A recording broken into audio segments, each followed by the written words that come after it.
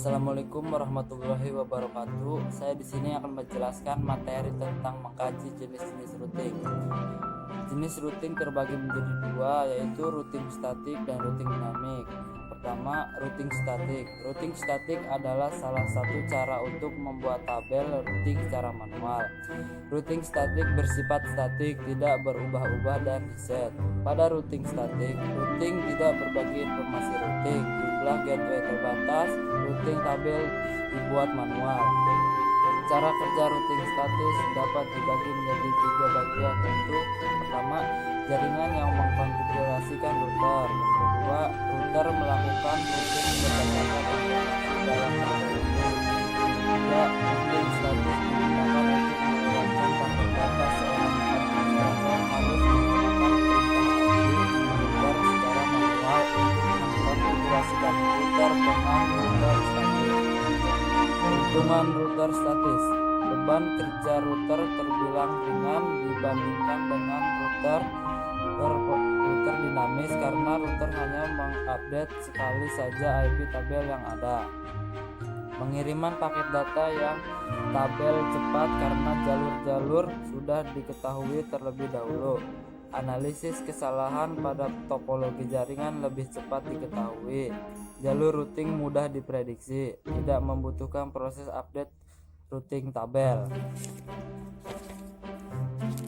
Mudah dikonfigurasikan untuk network kecil. Kerugian routing statis: harus tahu semua alamat IP network yang akan dikenalkan atau ditinjau beserta next hop-nya. Tidak cocok untuk network besar. Tidak dapat beradaptasi terhadap penambahan router karena konfigurasi pada tiap router harus dirubah.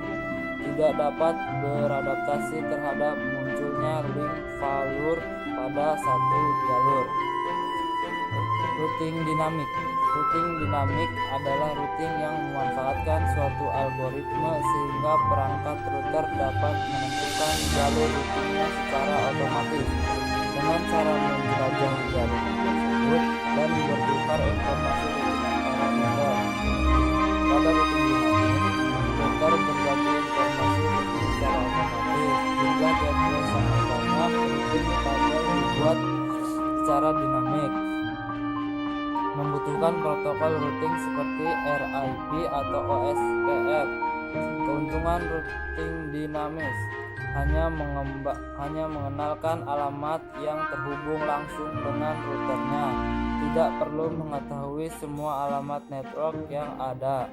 Bila terjadi penambahan suatu network baru, tidak perlu semua router mengkonfigurasikan, hanya router-router yang berkaitan.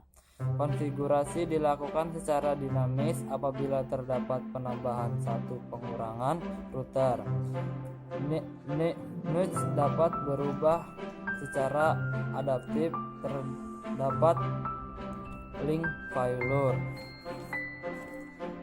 Kerugian router dinamis: beban kerja router lebih berat karena selalu memperbaharui IP tabel pada setiap waktu tertentu. Kecepatan pengenalan dan kelengkapan IP tabel terbilang lama karena router membroadcast ke semua router sampai ada yang cocok. Kompleksitas algoritma routing meningkat. Router menentukan rute berdasarkan misalnya bandwidth yang tersedia, jalur terpendek, dan lain-lain. Router harus saling bertukar informasi